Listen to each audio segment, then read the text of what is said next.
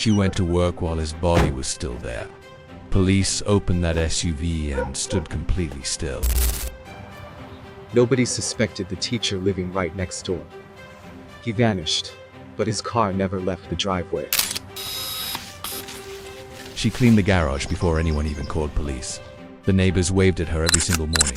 Investigators walked in and immediately smelled bleach and paint. That's $22.50. The body was hidden where nobody thought to look. Her students trusted her. Police were about to search everything. The call came in on a Wednesday morning. Officers pulled up to a quiet suburban driveway in Michigan, the kind of neighborhood where people wave at each other, where teachers live, where nothing is supposed to go wrong. But something had gone very wrong, because inside the SUV parked right there in the driveway, beneath the ordinary surface of a normal American home, was a body. And the woman who lived in that house had been going to work every single day while it sat there. That detail stopped investigators cold, not because killers never act calm, but because this woman was a fourth-grade teacher, a valedictorian, a woman her entire community described as patient, kind, and deeply composed. And that composure, that terrifying, unbroken composure, is exactly what made this one of the most disturbing domestic cases the state of Michigan has ever seen. This is the story of Nancy and Bob Seaman. And before it ends, it will force you to question everything you think you know about what happens behind the doors of a perfect-looking life. Bob Seaman arrived in Michigan in 1969, a man with presence and confidence that filled every room he walked into. Nancy D'Onofrio was born in 1952 and grew up to become exactly the kind of woman people held up as an example. Top of her class, disciplined, sharp. She became a fourth-grade teacher at Longacre Elementary School in Farmington Hills, Michigan, where parents trusted her with their children and colleagues respected her without question. When Nancy met Bob in 1972, she was drawn to something specific in him. He seemed like the kind of man who could protect a woman, strong, charismatic, certain of himself in a way that made the people around him feel secure. She saw shelter in him. That early impression matters more than it might seem, because years later, standing in a courtroom fighting for her life, Nancy's entire defense rested on a single devastating claim that the man who had once made her feel safe had slowly, quietly, become the thing she feared most. They married. They built a family. 2 sons, Jeff and Greg. A home in the suburbs. Bob climbed the ladder in the auto industry, eventually working at Ford Motor Company and later at Borg Warner. Nancy grew her career in education and earned genuine respect. From the street, from the outside, from every angle a neighbor or colleague could see, the Seamans looked like they were doing everything right. But Nancy later said the cracks appeared almost immediately. She described an incident shortly after their wedding. Bob, drunk, after attending a wedding, allegedly trying to push her from a moving car. She said the violence was never constant, never every single day, but that it came in waves. Physical aggression, intimidation, verbal abuse. She said the real damage was the pattern, always waiting for his mood to shift, always calculating what might set him off, always managing the invisible tension that lived inside their home. That claim would later become the foundation of her legal defense. It would also be directly contradicted by their oldest son Jeff, who said he never once witnessed his father abuse his mother. For years, the family held its shape. The boys grew up. Bob developed a deep passion for classic cars, some of them worth over $100,000, and threw himself into sports, especially baseball and girls' fast-pitch softball. He was the kind of man who found identity in being admired. He needed to be needed. Then in 1995, something shifted that changed the entire emotional architecture of the marriage.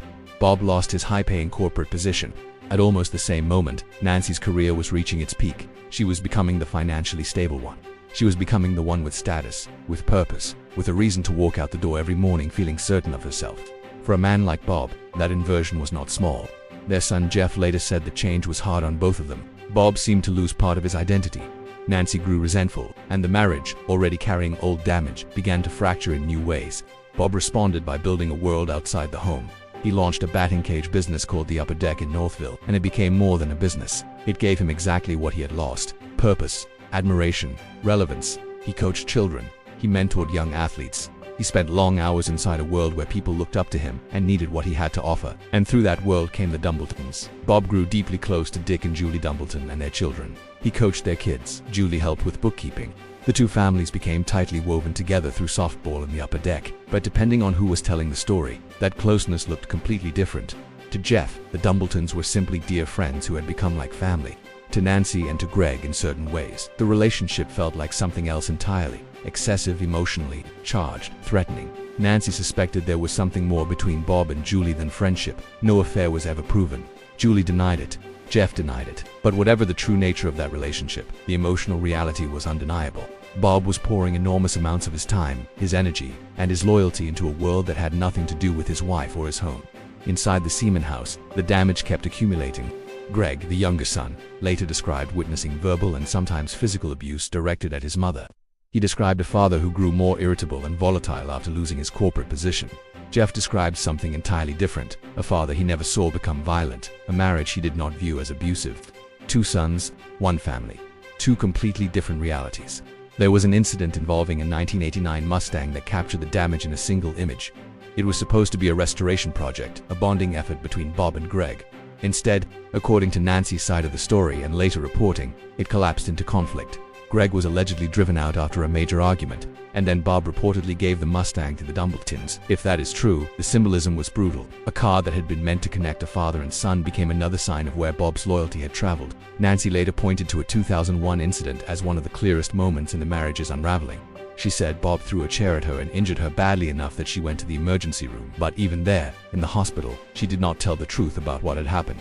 She said she saw a parent from her school in the waiting room. She could not stand the thought of the story spreading through the school community. Even in pain, even in an emergency room, she was still trying to protect the image, still trying to keep the surface intact. That detail reveals something important about Nancy Seaman, and it would become quietly significant when investigators later tried to understand how she was capable of what came next. By the early 2000s, the marriage had stopped being simply unhappy. It was disintegrating. Bob was living in the basement. The couple communicated through hostile notes left around the house. The warmth, if there had ever been warmth, was completely gone. What remained was resentment, suspicion, and a silence that felt more dangerous than noise. In late December 2003, Nancy's mother died suddenly. That loss landed on a woman who was already describing herself as frightened, exhausted, and trapped.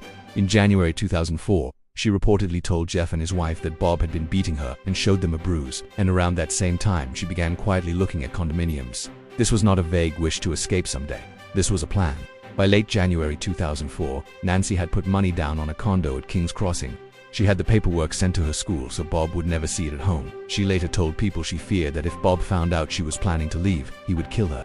At the same time, Bob was dealing with his own grievances. In February 2004, he received notice of an anonymous complaint submitted to a softball association suggesting impropriety with players. The complaint went nowhere, but Bob believed Nancy had made it. That suspicion added another thick layer of hostility to the final months. In March 2004, the condo paperwork arrived at the house. Bob found out, and shortly after he stopped paying the mortgage, he no longer saw any reason to maintain a home inside a marriage he believed was already over. In early May, Bob traveled to Arizona to visit his brother Dennis. He told Dennis the marriage was finished. He talked about the condo. He talked about the softball complaint. And Dennis told him something that may have changed everything that followed, that in a divorce, Bob might be entitled to half of Nancy's assets. Dennis later said he regretted sharing that information. He believed Bob took it back to Michigan and confronted Nancy with it directly. Bob returned home for Mother's Day weekend. He flew back on Saturday, May 8, 2004. His brother urged him not to go back to the house. Bob went anyway. Nancy was not home that Saturday night. She stayed with Jeff and his wife. The next day, Mother's Day, Sunday, May 9th, Bob was seen at a ball field. He had a standing Monday pitching session with Jenna Dumbleton, and everything about his routine suggested he planned to be there the following morning. But prosecutors later established something else that happened on Mother's Day. Surveillance footage from a Home Depot showed Nancy purchasing a hatchet at 7:37 in the evening. She said it was for yard work. Prosecutors argued it was something else entirely, and Jeff later testified that yard work had not been done at the house in a very long time. According to Nancy's testimony, the fatal confrontation occurred Monday morning, May 10th. She said Bob discovered the condo was for her, not for Greg, as she had told him, and he cornered her. She said he armed himself with a kitchen knife and chased her into the garage. She said she grabbed the hatchet in terror, believing he was about to kill her. She said she struck him. The prosecution believed the killing may have actually happened Sunday night, pointing in part to the fact that Bob was found wearing the same clothes he had worn on Mother's Day. But, regardless of the exact hour, what the autopsy revealed was not disputed. Bob had been struck with a hatchet at least 16 times. He had been stabbed at least 21 times. He had been slashed across the neck and struck with an unidentified blunt object. This was not a single desperate act of self-defense. This was something the medical examiner would describe as catastrophic overkill. And then Nancy did not call 911. She did not call her sons. She did not call anyone. She went to work. In the days that followed, she bought cleaning supplies. She scrubbed the garage with bleach. She repainted sections of it to cover blood. She wrapped Bob's body and concealed it in the back of a vehicle. When people asked where Bob was, she gave them vague explanations that he had gone away, that he had left to start something new, that she did not know his plans. Bob had not shown up for his Monday pitching session with Jenna Dumbleton. That single absence alarmed Julie Dumbleton enough that she became the first person to file a missing person report. Dick and Jake Dumbleton drove past the house, saw Bob's vehicle sitting in the driveway, and went to the door. Nancy told them she had no idea where he was. As they walked away, they noticed the garage lights go off. On Wednesday, May 12, 2004, police found Bob Seaman's body concealed inside Nancy's SUV in the driveway. They also found a garage that smelled of bleach and fresh paint and looked far cleaner than any garage involved in a sudden violent struggle had any right to look. To investigators, this scene did not suggest panic. It suggested planning. It suggested a woman who had gone to work, come home, and methodically erased what she had done. Nancy was charged, and the trial became a public collision between two completely different stories. In one version, she was a battered wife whose final act was rooted in years of terror and a legitimate fear for her life. In the other, she was a woman who had quietly planned an exit, bought a weapon, committed a killing, and then moved through the aftermath with a calculation that chilled everyone who examined it. Even her own sons could not agree which version was true. Greg supported her. Jeff sided with the prosecution. The trial began November 29, 2004. Nancy testified in her own defense. The jury convicted her of first-degree premeditated murder. She was sentenced to life in prison on January 24, 2005. The legal fight continued for years. The conviction was briefly reduced, then reinstated. A federal judge conditionally granted relief. Then the Sixth Circuit reversed again in 2012, restoring the first-degree murder conviction and affirming that battered spouse syndrome was not a standalone defense under Michigan law. Nancy Seaman remains incarcerated in Michigan today, serving a life sentence. What makes this case refuse to leave the mind is not the violence, it is the silence after it. A woman goes to work. A woman buys cleaning supplies. A woman paints over the evidence of what she has done and then drives that same vehicle to school and parks it in the lot, day after day, while a body is concealed inside it. Whether that silence was the silence of guilt or the silence of a woman so conditioned to hold herself together that she could not stop, that is the question the law answered, but the family never did. The verdict is clear. The truth, depending on who you ask, still is not.